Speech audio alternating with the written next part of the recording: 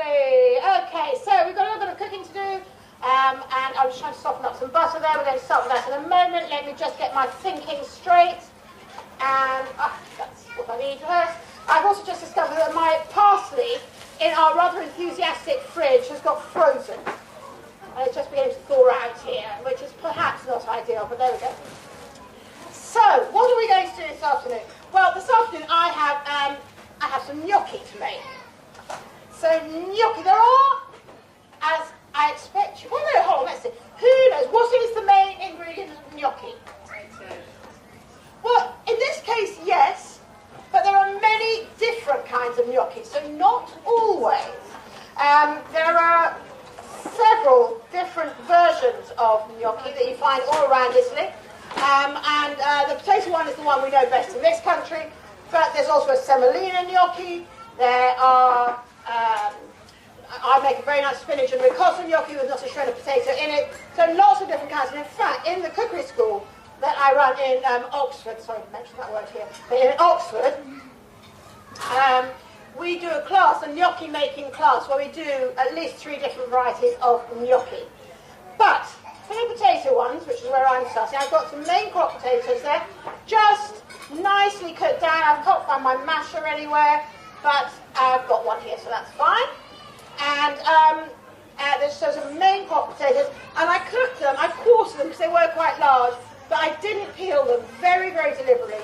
Because if you think you can speed up the cooking process by just peeling the potatoes and cutting them into little cubes, don't do it. It's a mistake. Because you get a very, very soggy flesh then, and it's much too wet and damp for making good gnocchi.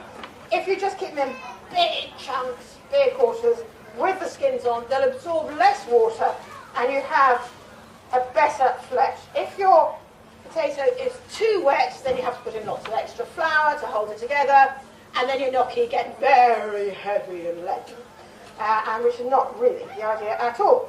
So, I have to say this is not the world's greatest masher, but never mind. It's got a bendy handle, it's quite disconcerting, but we'll just persevere with it. In that goes, so I'm going to mash up the potato. If you've got a ricer, it's a really good idea to use that. Get quite a fine mash. Squelch it all up. Don't put it in the processor, but you know that, because you wouldn't put potatoes from mashed potatoes in the processor, would you? Just checking. Because it makes them really gluey and rather unpleasant. And exactly the same thing applies to your gnocchi mix. It really has to be made by hand. That's pretty good going. Just give it another little tiny wiggle there and there. And again, as I'm sure you know, when you're mashing potatoes, they mash much better if they are hot, or warm at least. Now you can, if you wanted to get ahead, or you wanted to cook extra potatoes the day before, you can do that and reheat them maybe in the microwave. It's not ideal, but you do want to warm up before you try and make your gnocchi. Excellent. Lovely. So let's get rid of that. Now, what else is going into my gnocchi? Well, we have an egg. I normally make double the quantities of gnocchi to this. My usual recipe is for 150 grams of, not 1.5 kilograms of potatoes, and that takes 1 whole egg. So if you do half the quantity, I'm going to have to add roughly half an egg. Do we have any of, oh, is there over here? A few more ingredients over there. So I'm just going to whisk up the egg and add about half of it. And I'm also going to add some flour and some freshly grated nutmeg. So let's get that nutmeg in. I'm sure you wouldn't use anything but freshly grated nutmeg, would you? Because you all look like people who know a bit about cooking. Nutmeg, don't waste your money on buying ground nutmeg, ready ground. Such a waste. Most of the tub that you buy will end up having very, very little taste very quickly. You might just as well throw it away. There's no point in using it.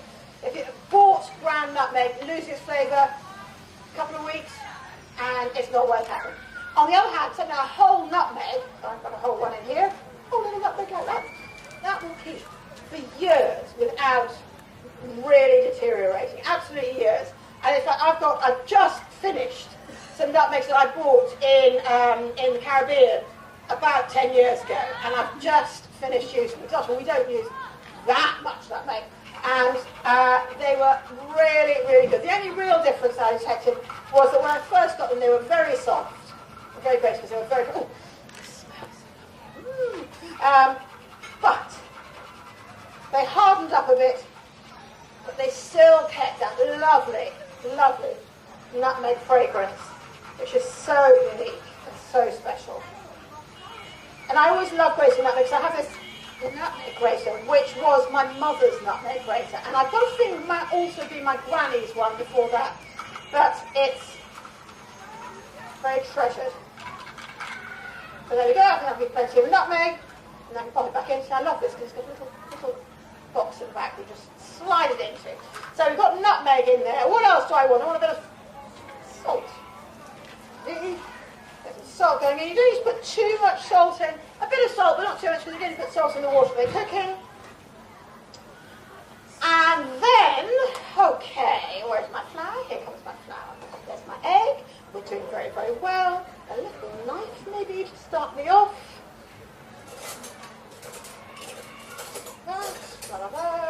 Where's it gone? There it is. Knew it was there somewhere.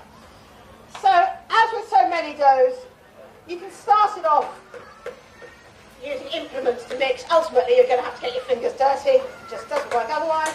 So now we're going to add about half of the egg, just to help bind it, no more than half.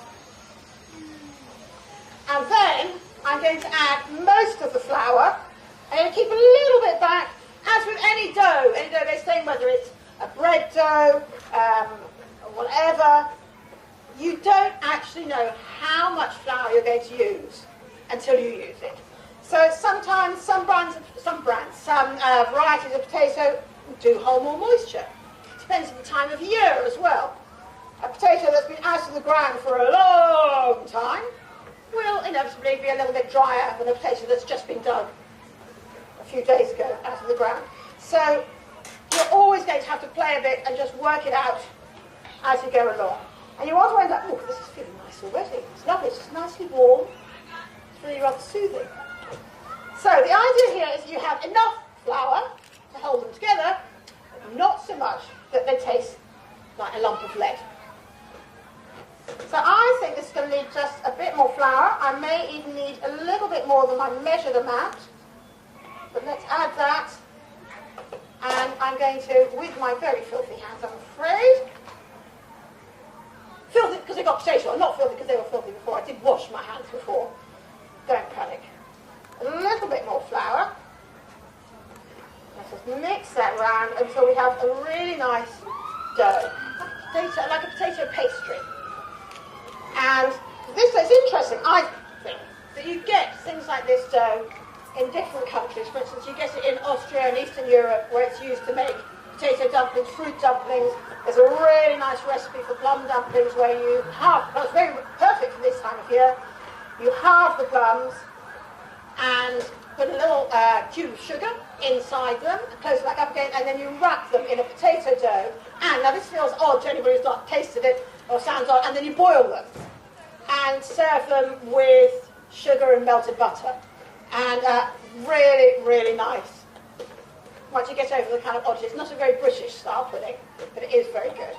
Right, now my dough is feeling pretty darn fine now. So at this point, I think I need a volunteer, or two. I can't have two volunteers. Can I have two volunteers to come and do gnocchi making?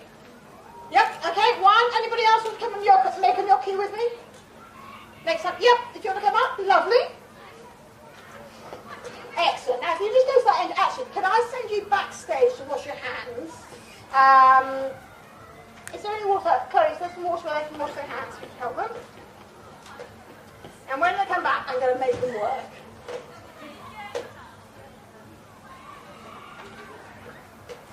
Beautiful. So lovely little dough. Got a very nice feel to it. Still slightly warm, but cooling down now. And that is pretty much ready to go. And we're going to go over here with my board, and I need a knife. And I'm also going to get for my staff who are coming back here in a moment, If you just go to the end there, and I will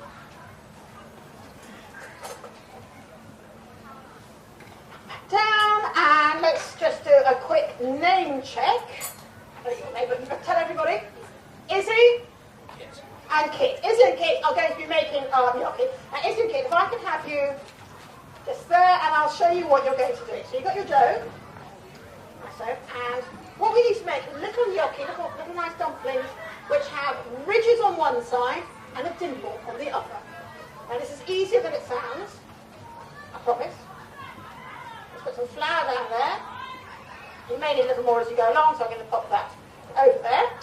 You're going to take a knob of pastry, of dough, rather. Some nice pastry, not pastry, dough. And just give it a little squeeze so it holds together nicely.